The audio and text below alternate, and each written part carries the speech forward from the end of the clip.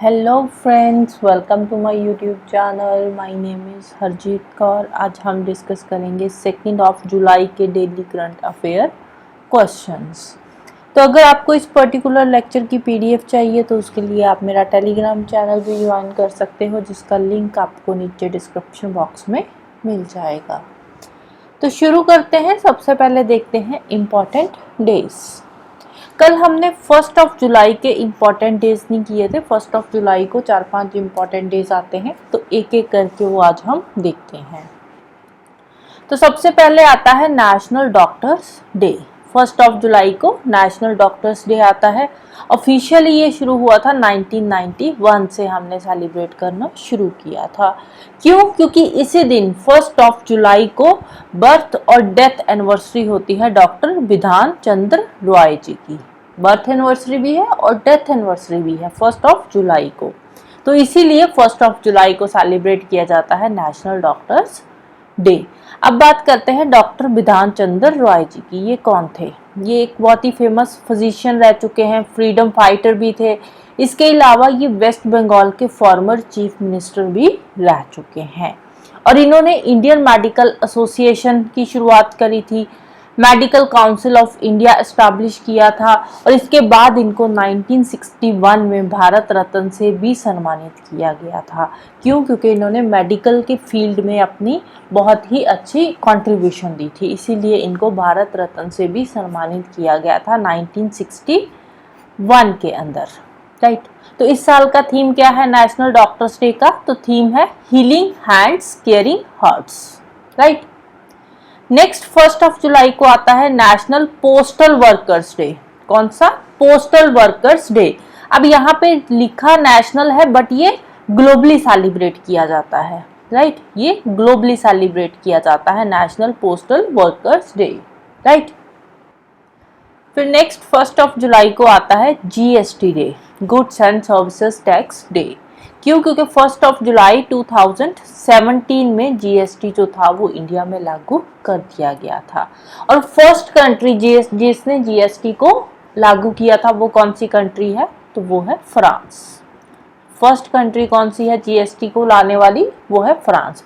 हमारा जो GST system है वो कनेडियन जीएसटी सिस्टम बेस्ड है। Father of GST Atal Bihari Vajpayee है, क्योंकि ये जो जीएसटी का आइडिया था ये कौन लेकर आए थे? अटल बिहारी वाजपेयी जी ही लेकर आए थे, इसीलिए फादर ऑफ जीएसटी किसको माना जाता है? अटल बिहारी वाजपेयी जी को। पहली स्टेट जिसने जीएसटी बिल पास किया था तो वो कौन सी स्टेट है? वो है असम स्टेट। पहले चेयरमैन कौन थे जीएसटी के? जीएसटी के पहले चेयरमैन थे अरुण जेटली। कौन थे? अरुण जेटली जीएसटी के पहले चेयरमैन थे। राइट। पहली स्टेट हम देख चुके हैं, फादर कौन है देख चुके हैं, पहली कंट्री जहां पे जीएसटी आया था सबसे पहले तो वो है फ्रांस। नेक्स्ट डे 1 जुलाई को आता है चार्टर्ड अकाउंटेंट्स डे और you can say CA day होता है। 1 जुलाई को ही होता है CA day. Doctors day, CA day, GST day, ये सारे डे जो है वो 1 जुलाई को ही आते हैं। क्यों? अब चार्टर्ड अकाउंटेंट्स डे क्यों आता है? क्योंकि 1 जुलाई 1949 को ICAI एस्टैब्लिश हुआ था, institute of chartered accountant of India establish हुआ था 1 जुलाई 1949 के अंदर। नेक्स्ट चलते हैं क्वेश्चंस पे। तो फर्स्ट क्वेश्चन है who has been appointed as the speaker of 18th Lok Sabha. 18th Lok Sabha जो है वो शुरू हो चुकी है, तो इसके स्पीकर कौन अपॉइंट हुए हैं? तो इस बार भी स्पीकर बने हैं ओम बिरला जी। लास्ट जो 17th लोकसभा थी उसके स्पीकर भी ओम बिरला जी थे और इस बार फिर से ओम बिरला जी बने हैं। तो इस बार जो ओम बिरला जी इलेक्ट हुए हैं, यहाँ पे जो था इलेक्शन हुई थी, इनके बीच में वोटिंग हुई थी, इलेक्शन तो नहीं बोलेंगे, वोटिंग हुई थी, जिसके चलते हुए ओम बिरला जी बने हैं स्पीकर। क्योंकि जो ऑपोजिशन वाले थे INDIA वाले और NDA, तो दोनों के बीच में कंसेंसस हो गई थी स्पीकर को लेकर, तो इनके ऑपोजिशन में खड़े थे के सुरेश। ऑपोजिशन के जो थे स्पीकर के लिए खड़े थे वो थे के सुरेश और ओम बिरला जी फिर से स्पीकर बनकर इलेक्ट हो चुके हैं। राइट। तो जो स्पीकर होता है वो लोकसभा का मेंबर होता है। स्पीकर वही इलेक्ट हो सकता है जो लोकसभा का मेंबर बन चुका हो, लोकसभा का मेंबर ही स्पीकर होता है। राइट। इसके अलावा स्पीकर के बारे में कुछ और बातें देख लेते हैं। पहले स्पीकर कौन थे लोकसभा के, जो फर्स्ट लोकसभा थी तो उसके स्पीकर कौन थे, उसके स्पीकर थे जीवी मवलांकर। जीवी मवलांकर थे पहले स्पीकर लोकसभा के। एंड पहली फीमेल स्पीकर कौन थी या विमेन स्पीकर कौन थी लोकसभा की, तो वो थी मीरा कुमारी। मीरा कुमारी थी पहली लोकसभा की speaker, right. Female speaker, women speaker या फीमेल स्पीकर आप बोल सकते हो। फर्स्ट स्पीकर कौन था और पहली फीमेल स्पीकर कौन थी, दोनों इंपॉर्टेंट है, राइट। तो ओम बिरला जी सेकंड टाइम फिर से स्पीकर बन चुके हैं। नेक्स्ट है, who has been appointed as the chief of army staff. Army के चीफ जो है वो नए अपॉइंट हो चुके हैं 1 जुलाई से। ये जो था इन्होंने अपना टेन्योर शुरू किया है। 30 जून तक जो थे वो कौन थे, वो थे मनोज पांडे। तो 30 जून के बाद ये रिटायर हो चुके हैं। अब बने हैं चीफ ऑफ आर्मी स्टाफ 1 जुलाई से। कौन बने हैं, तो 1 जुलाई से बने हैं जनरल उपेंद्र द्विवेदी। उपेंद्र द्विवेदी अब बन चुके हैं चीफ ऑफ आर्मी स्टाफ। ये पहले वाइस चीफ थे, अब वाइस चीफ से ये बन चुके हैं चीफ। तो अब वाइस चीफ कौन है, तो अब वाइस चीफ है NS राजा सुब्रमण्य। ये कौन बन गए हैं, वाइस चीफ। ये बन गए हैं वाइस चीफ आर्मी के, और चीफ बन गए हैं जनरल उपेंद्र द्विवेदी। किसको रिप्लेस किया है इन्होंने, मनोज पांडे को रिप्लेस किया है।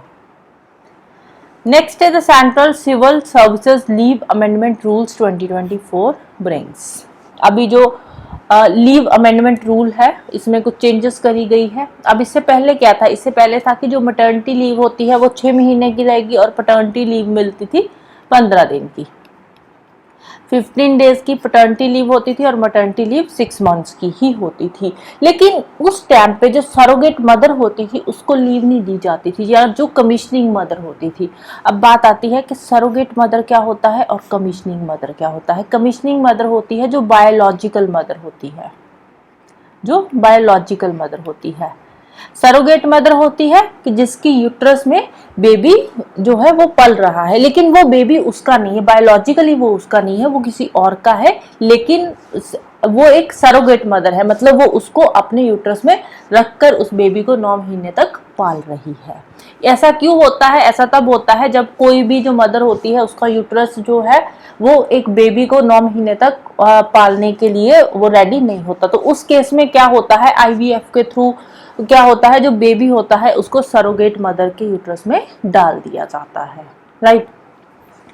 तो अब पहले क्या होता था, पहले जो सरोगेट मदर होती थी और जो कमीशनिंग मदर होती थी इनको लीव नहीं मिलती थी। अब जो है अब सरकार ने कर दिया है कि जो सरोगेट मदर है उसको भी 6 महीने की लीव दी जाएगी, और जो कमीशनिंग मदर है बेबी की टेक केयर के लिए उसको भी 6 मंथ्स की लीव दी जाएगी, राइट। तो आंसर है हमारा ऑप्शन सी। नेक्स्ट है सेंट्रल इलेक्ट्रॉनिक्स लिमिटेड ग्रांटेड ए CEL। CEL को अब मिल चुका है स्टेटस मिनी रत्ना कैटेगरी 1 का। अब ये जो स्टेटस दिया जाता है मिनी रत्ना, नवरत्ना, महारत्ना, तो ये दिया जाता है कंपनी की नेटवर्थ के अकॉर्डिंग, उसकी परफॉर्मेंस के अकॉर्डिंग ये स्टेटस कंपनी को दिया जाता है, राइट। नेक्स्ट है life stock census ideally conducted after every how many years. Life stock census जो होता है, लाइफ स्टॉक सेंसस जैसे कि गाय, भैंस, बकरी, जो भी हम डोमेस्टिकेटेड एनिमल्स होते हैं तो उनका जो सेंसस होता है उसको बोलते हैं लाइफ स्टॉक सेंसस। तो इसमें अलग अलग बहुत सारे एनिमल्स आ जाते हैं। तो ये आइडियली जो लाइफ स्टॉक सेंसस होना चाहिए ये आइडियली हर 5 साल के बाद होना चाहिए। लेकिन इंडिया में जो लास्ट लाइफ स्टॉक सेंसस हुआ था वो कब हुआ था, वो हुआ था 2012 के अंदर। उसके बाद अब जो है 2024 में 12 साल बाद जो है दोबारा से लाइफ स्टॉक सेंसस जो है अब हम कंडक्ट करवाएंगे। ये कब होगा, सितंबर से लेकर दिसंबर 2024 के बीच में होगा, और ये 21st लाइफ स्टॉक सेंसस है, राइट। तो इसके लिए एक मोबाइल ऐप लॉन्च करी गई है डाटा कलेक्शन के लिए। लास्ट सेंसस 2012 में हुआ था, और जो 2012 वाला सेंसस था उसमें टोटल 16 स्पीशीज का हेड काउंट कवर किया गया था। 16 स्पीशीज जैसे कि गाय, भैंस, बकरी, घोड़ा, हाथी, जो भी है। तो इस तरह से टोटल 16 स्पीशीज थी जिनका सेंसस किया गया था, राइट। नेक्स्ट है सफाई अपनाओ बीमारी भगाओ। सफाई अपनाओ बीमारी भगाओ, ये एक इनिशिएटिव है। कौन सी मिनिस्ट्री ने ये शुरू किया है? ये 2 मंथ्स का है। रिसेंटली कौन सी मिनिस्ट्री ने इसको शुरू किया है? इसको शुरू किया है housing and urban affairs ministry ने इसको शुरू किया है, सफाई अपनाओ बीमारी भगाओ इनिशिएटिव। तो ये क्या है? ये एक कैंपेन के बारे में हमने पढ़ा था 1-2 दिन पहले ही, स्टॉप डायरिया कैंपेन। तो ये उसी कैंपेन का पार्ट है, जो स्टॉप डायरिया कैंपेन था उसी का ये पार्ट है। और जो स्टॉप डायरिया कैंपेन था वो था ministry of health and family welfare के अंडर। उसका जो स्टॉप डायरिया कैंपेन था उसका जो मेन मोटो एम था, एम क्या था? डायरिया की रोकथाम, सफाई और ओआरएस से रखे अपना ध्यान। तो 2 महीने का है ये, 1 जुलाई से लेकर 31 अगस्त तक ये चलेगा, राइट। नेक्स्ट है first international dairy federation Asia Pacific summit held in. International dairy federation Asia Pacific summit. अब जो समिट्स होती है ये कहाँ पे हुई है? तो ये इम्पॉर्टेंट रहता है, अगर उसका कोई थीम है तो वो भी इम्पॉर्टेंट हो जाता है। तो international dairy federation IDF Asia Pacific summit, तो ये हुई है इंडिया में कोच्चि के अंदर, कोच्चि केरला में ये हुई है इंटरनेशनल समिट। तो इस साल का थीम था farmer centric innovations in dairying. अब देखो ये फर्स्ट समिट है तो ये इम्पोर्टेंट हो जाती है, राइट। थीम है farmer centric innovations in dairying. Next है third warfare and aerospace strategy program. Warfare and aerospace strategy program, तो ये कहाँ पे किसने कंडक्ट करवाया है इस साल का? Warfare and aerospace strategy program, WASP। ये किसने कंडक्ट करवाया है? ये कंडक्ट करवाया है इंडियन एयरफोर्स ने। और पहली बार, ये 3rd एडिशन था इसका, और पहली बार इस बार ऐसा हुआ है कि इसमें ट्राई सर्विसेज ने पार्टिसिपेट किया है। ट्राई सर्विसेज ने इसमें पार्टिसिपेट किया है, मतलब आर्मी, नेवी, एयरफोर्स तीनों ने ही इसमें पार्टिसिपेट किया है फर्स्ट टाइम। तो इसका थीम क्या था? थीम था India strategic culture and imperative for contemporary national security, right. Next है which states police awarded with ISO 9001-2015 certification. ISO 9001-2015 certification किसको दी जाती है? ये उन पुलिस स्टेशंस को दी जाती है जहाँ पे वुमेन के लिए या जो बच्चों के अगेंस्ट क्राइम होते हैं उनको बहुत ही अच्छे तरीके से मैनेज किया गया है, प्रॉपर्ली हैंडल किया गया है, फेयर इन्वेस्टिगेशन हुई है वहाँ पे, जितने भी क्राइम हुई है वुमेन के अगेंस्ट या चिल्ड्रन के अगेंस्ट, तो उनको दिया जाता है ये सर्टिफिकेशन। तो ये सर्टिफिकेशन रिसेंटली कौन से पुलिस स्टेशन को दिया गया है? तो ये दिया गया है ईटानगर वुमेन पुलिस स्टेशन को। अरुणाचल प्रदेश में ईटानगर वुमेन पुलिस स्टेशन को ये सर्टिफिकेशन दिया है, क्योंकि इन्होंने जो वुमेन के अगेंस्ट क्राइम हो रहे हैं या चिल्ड्रन के अगेंस्ट क्राइम हो रहे हैं उनको प्रॉपर्ली मैनेज किया है, राइट। नेक्स्ट है where is South India first leopard safari. First leopard safari South India की कहाँ पे शुरू करी गई है? तो ये है कर्नाटका के अंदर। कर्नाटका में कहाँ पे? बानघट्टा बायोलॉजिकल पार्क में। कर्नाटका में बानघट्टा बायोलॉजिकल पार्क में ये साउथ इंडिया की पहली और इंडिया की लार्जेस्ट लेपर्ड सफारी है। इसका एरिया कितना है? 20 हेक्टेयर का इसका एरिया है। नेक्स्ट है which country won BRICS games. BRICS games के बारे में हम बार बार पढ़ रहे हैं। ब्रिक्स गेम जो है ये फर्स्ट टाइम ये ब्रिक्स गेम करवाई गई है, तो कहाँ पे हुई थी? ये रशिया के अंदर हुई थी। रशिया में कहाँ पे? कजान में। रशिया कजान में ये ब्रिक्स गेम्स हुई थी। और इसमें कौन सी कंट्री विनर रही है? तो रशिया ही विनर रही है। रशिया में ही ये गेम्स हुई थी और रशिया ही विनर रही है। तो टोटल कितने मेडल्स रशिया ने जीते हैं? 509 मेडल्स जीते हैं, जिसमें से 266 गोल्ड मेडल थे। बेलारूस सेकंड पोजीशन पे रहा है। फर्स्ट रशिया है, सेकंड है बेलारूस। तो यहाँ पे भी वैसे ही है, फर्स्ट रशिया है, सेकंड बेलारूस है, थर्ड चाइना की पोजीशन है और फोर्थ है उज्बेकिस्तान की, राइट। तो first Russia total medals 509, gold 266 है। बेलारूस 247 मेडल्स है और गोल्ड है 55। चाइना की है आगे थर्ड पोजीशन और 62 मेडल्स लिए हैं और 20 गोल्ड मेडल जीते हैं। तो ये है टॉप 3 कंट्रीज। तो अब इंडिया के बारे में भी हमें पता होना चाहिए। टॉप 3 या टॉप 5 में तो इंडिया आया नहीं है, बट स्टिल इंडिया के मेडल्स के बारे में भी हमें पता होना चाहिए। तो इंडिया ने टोटल 29 मेडल्स जीते हैं, जिसमें से 3 गोल्ड जीते हैं, 6 सिल्वर जीते हैं और 20 ब्रॉन्ज मेडल्स जीते हैं, राइट। नेक्स्ट है who wins PEN Pinter prize 2024। PEN Pinter prize ये राइटर्स को दिया जाता है। तो इस बार जो राइटर है किसको दिया गया है? अरुंधति रॉय को दिया गया है, राइट। नेक्स्ट है where is India's first AI university. India की पहली एआई यूनिवर्सिटी कहाँ पे स्टैब्लिश करी गई है? मुंबई के अंदर है। पहली एआई यूनिवर्सिटी इंडिया की कहाँ पे है? मुंबई में है। नाम क्या है? Universal AI university. Universal AI university Mumbai के अंदर है और इसके चांसलर है तरुण आनंद और वाइस चांसलर है साइमन मैक। वाइस चांसलर अभी रिसेंटली अपॉइंट हुए हैं, तो इसीलिए ये न्यूज में थी। यूनिवर्सल एआई यूनिवर्सिटी कहाँ पे है? मुंबई के अंदर है। इंडिया की फर्स्ट एआई यूनिवर्सिटी है। नेक्स्ट है Bajaj auto inaugurates it's first overseas manufacturing facility in which country. Bajaj auto ने एक ओवरसीज मैन्युफैक्चरिंग फैसिलिटी शुरू करी है कि अब दूसरी कंट्री में भी इनकी मैन्युफैक्चरिंग होएगी। तो कौन सी कंट्री में इन्होंने अपनी मैन्युफैक्चरिंग फैसिलिटी जो है वो स्टार्ट करी है? तो कंट्री का नाम है ब्राज़ील। ब्राज़ील के अंदर इन्होंने अपनी पहली ओवरसीज मैन्युफैक्चरिंग फैसिलिटी शुरू करी है। किसने? बजाज ऑटो ने। ऑटोमोबाइल कंपनी है, 2 व्हीलर 3 व्हीलर्स में ये डील करती है। नेक्स्ट है who becomes 100th member of ISA। International solar alliance का 100th मेंबर कौन सी कंट्री बना है? तो that is Paraguay. 100th member कौन सा है? पैराग्वे। तो इससे पहले हमने बात करी थी 99th मेंबर की। 99th मेंबर कौन था? 99th मेंबर था स्पेन और 100th मेंबर बना है पैराग्वे।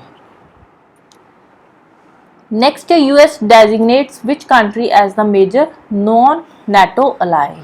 नॉन नेटो अलाई मतलब कि वो नेटो का मेंबर नहीं है, लेकिन यूएस उनके साथ प्रॉपरली कोऑपरेट करेगा, उनकी हेल्प करेगा वॉरफेयर के टाइम पे, उनके साथ ट्रेडिंग वगैरह यूएस की रहेगी, लेकिन वो नेटो का मेंबर नहीं बनेगा। नॉर्थ अटलांटिक ट्रीटी ऑर्गेनाइजेशन का मेंबर नहीं बनेगा, उसको अलाई बनाया है इन्होंने। नॉन नेटो अलाई, अलाई मतलब एक तरह का उसको फ्रेंड माना है, उसके साथ इनके ट्रेडिंग रिलेशंस जो रहेंगे वो अच्छे रहेंगे। तो कौन सी कंट्री है? अफ्रीका की कंट्री है जिसका नाम है कीनिया। कीनिया को बनाया है यूएस ने अपना major non NATO ally. Kenya की कैपिटल क्या है? नायरोबी। नायरोबी कीनिया की कैपिटल है। अफ्रीका की ये कंट्री है। नेक्स्ट है India wons world cup T20 by beating which country. T20 world cup India जीत चुका है, हर किसी को पता है। कौन सी कंट्री को हराया है? आई थिंक ये भी सब हर किसी को पता होगा, राइट। साउथ अफ्रीका को इंडिया ने हराया है T20 वर्ल्ड कप में। और ये कहाँ पे हुआ था? 7 रन से उनको हरा दिया है एट बारबाडोस केंसिंगटन ओवल में, यूएस में ये मैच हुआ था। तो इसके बारे में कुछ इंपॉर्टेंट पॉइंटर्स है जिनको हम देख लेते हैं। तो इसमें प्लेयर ऑफ द टूर्नामेंट कौन बना है? जसप्रीत बुमराह, इंडिया के ही हैं। प्लेयर ऑफ द मैच बने हैं विराट कोहली, और सबसे ज्यादा रन्स जो लिए हैं इस मैच में वो किसने लिए हैं? रहमानुल्लाह गुरबाज ने। रहमानुल्लाह गुरबाज कहाँ के हैं? अफगानिस्तान के प्लेयर है और टोटल रन्स इन्होंने लिए हैं 281। कितने रन्स लिए हैं? 281। हाईएस्ट विकेट टेकर कौन है? एक तो अफगानिस्तान के हैं, एक इंडियन है। अफगानिस्तान के हैं फजल हक फारूकी और इंडिया के हैं Arshdeep Singh. Total 17 wickets in दोनों ने ली है, राइट। बेस्ट फील्डर का अवार्ड किसको दिया गया है? सूर्य कुमार यादव को मिला है बेस्ट फील्डर अवार्ड। इसके अलावा 3 प्लेयर्स हैं जिन्होंने अपनी रिटायरमेंट अनाउंस कर दी है T20 इंटरनेशनल से। कौन कौन से हैं? एक है रोहित शर्मा, विराट कोहली एंड रविंद्र जडेजा। इन तीनों ने अपनी रिटायरमेंट अनाउंस कर दी है T20 इंटरनेशनल से, राइट। इसके अलावा कुछ और पॉइंटर्स है स्पोर्ट्स न्यूज से रिलेटेड ही है, जैसे कि कपिल देव को प्रेसिडेंट बना दिया गया है professional golf tour of India का। किसका? Professional golf tour of India का। PGTI के बन गए हैं अब ये प्रेसिडेंट कपिल देव, राइट। रोहित शर्मा पहले ऐसे खिलाड़ी हैं जिन्होंने T20 इंटरनेशनल में 200 सिक्सेस लगाए हैं, राइट। तो कौन से T20 में? यही जो अभी हुआ है 2014 वाला, अगेंस्ट ऑस्ट्रेलिया इन्होंने 200 सिक्सेस जो थे वो हिट किए थे, राइट। थर्ड न्यूज क्या है? विराट कोहली का लाइफ साइज स्टैच्यू अनवील किया गया है टाइम्स स्क्वायर न्यूयॉर्क के अंदर। तो ये तीनों पॉइंटर्स ही इंपॉर्टेंट है, एग्जाम में क्वेश्चंस आने के चांसेस तीनों में से ही बनते हैं, राइट। तो ये इंपॉर्टेंट पॉइंटर्स है जिनको ध्यान से याद कर लेना, right. So that's all for today. तो जाने से पहले वीडियो को लाइक कर देना, शेयर कर देना और चैनल को सब्सक्राइब कर लेना। Thank you, bye bye and have a nice day.